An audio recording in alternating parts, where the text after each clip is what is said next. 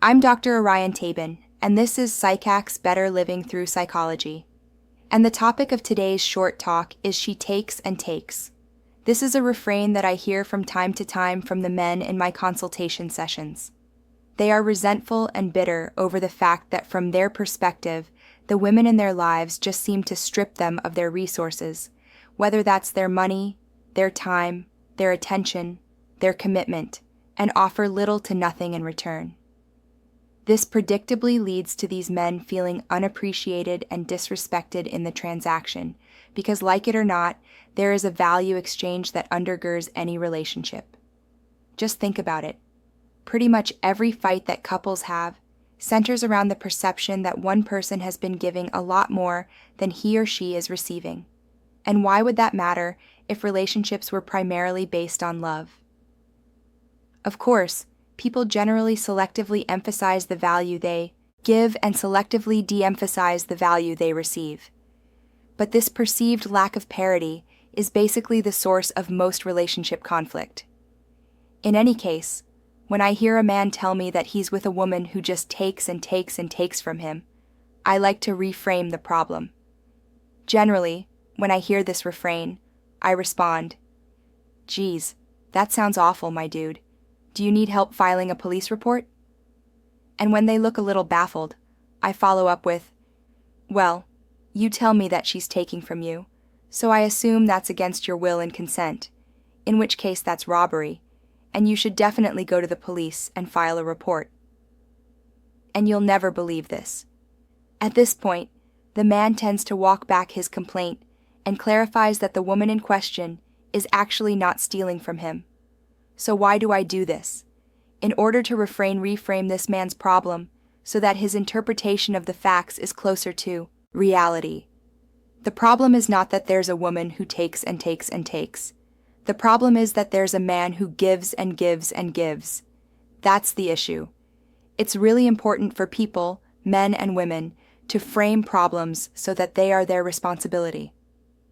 Why? Because people are only able to respond to problems that are their responsibility. When men frame the problem as a woman takes and takes and takes, then on some level, he's perpetuating a perception of himself as a victim of a woman's insatiable greed and selfishness.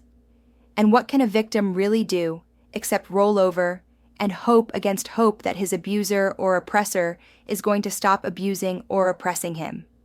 Which, spoiler alert, very rarely if ever happens. So the problem is not that this woman takes and takes and takes.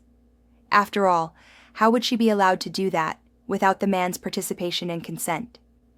In point of fact, most people, when given the opportunity, will take and take and take, especially if the good in question is presented as being freely offered, which is typically the case in romantic relationships, right? Like, why wouldn't someone take something they want that seems to be freely given? So there's really no point in piling on women for this one. It's more or less human nature to take what you want when it's presented in that way. The real issue here is that the men in question are giving, and they're giving things that in their heart of hearts they don't really want to give. And this is what leads to the bitterness and resentment. Now, men do this for a few fundamental reasons. If you appreciate the insights on this channel, I would highly encourage you to get your hands on a copy of my book, The Value of Others. Over the course of 432 pages, I delve deep into my economic model of relationships and explain the behavior of both men and women in the game of mating and dating. I also provide a lot of actionable advice on how to get and keep more of what you want in the sexual marketplace. Once you read The Value of Others, you'll never look at relationships the same way again. Now available in ebook, audiobook, and paperback formats. The links are in the description. First and foremost, men give and give because they are afraid of saying no to the woman in question. Now, why might he be afraid of that? Because saying no can lead to tears, can lead to tantrums, can lead to withdrawal, can lead to revenge. Most people, not just women, don't like being told no. And if people aren't told no sufficiently, or if they don't possess sufficient self-discipline, which is a lot of people, Then you may have to deal with some expensive interpersonal reactions. Men also don't like dealing with the emotions that come up in them when dealing with an upset or distraught woman, and so they act in such a way as to avoid contact with those emotions as much as possible. When men talk like this, I ask men to consider what is more important to them: preventing a woman from crying temporarily, or surrendering the resource in question? Because if it's the former, then that resource must not be all that valuable, in which case I don't have a lot of sympathy for the situation. And, of course, if it's the latter, then this can help men stay more focused and motivated to protect their resources. Let her cry. Let her feel disappointed. She's entitled to her feelings. Just keep in mind that most women don't actually cry when you tell them no from the get-go. They cry when you tell them yes, and then tell them no. Like if you want to make a baby cry, first give it a lollipop and then take the lollipop away.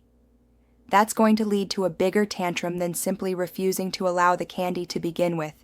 Something to keep in mind.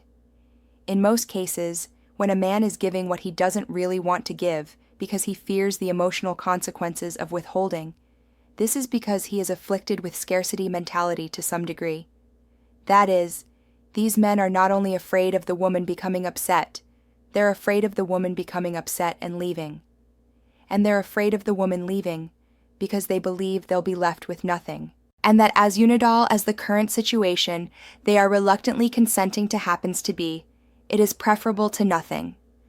However, as is so often the case with the rationalizations that support suboptimal decisions, this is a false dichotomy. There are more than two options here, and it behooves a man to cultivate that optionality in his life. Think about it. Every successful man is successful to the extent that he has been able to cultivate abundance in his life. An abundance of friends, an abundance of money, an abundance of opportunity. Women are no different. Considering a man without options to be successful with women is kind of like considering a man without discretionary income to be successful with money. Now, it's hard, if not impossible, to fake the confidence and security that come with abundance. But once you succeed in securing it, it's a complete game-changer with respect to your relationships. As Teddy Roosevelt advised, you will now be able to speak softly and carry a big stick. No need to rub it in a woman's face. That's just ungentlemanly. If you have real abundance, she's going to know. Like, do you think Leonardo DiCaprio has to remind the women he's dating that there are actually plenty of other women who would be happy to be in her position? She is well aware of that fact, and that awareness motivates her to show up to the relationship as the best possible version of herself. True wealth, true abundance is something that precedes you. As such, it solves a lot of problems before they even arise. In any case, I would ask men who seem to find themselves with women who take and take and take to examine themselves as to why they might feel like they have to give and give and give. Work on your interpersonal boundaries and keep an eye on the underlying value proposition while cultivating abundance. Do this, and you might be able to construct a relationship structure that you'd be enthusiastic about maintaining. What do you think? Does this fit with your own experience? Let me know in the comments below, and please send this episode to someone who you think might benefit from its message, because it's word-of-mouth referrals like this that really help to make the channel grow. I know you know somebody who needs to hear this episode. Other value propositions. Anyone looking to join my free weekly newsletter for which I write original content or to book a paid one-on-one consultation with yours truly can find out more information on my website. There's also my best-selling book, The Value of Others, in which I extrapolate my economic model of relationships, and my private member community, the Captain's Quarters, in which, among other things, I host live bi-monthly group consultation calls. The links to everything are in the description below. Check them out if you are so inclined. They're there for you. As always, I appreciate your support, and thank you for listening.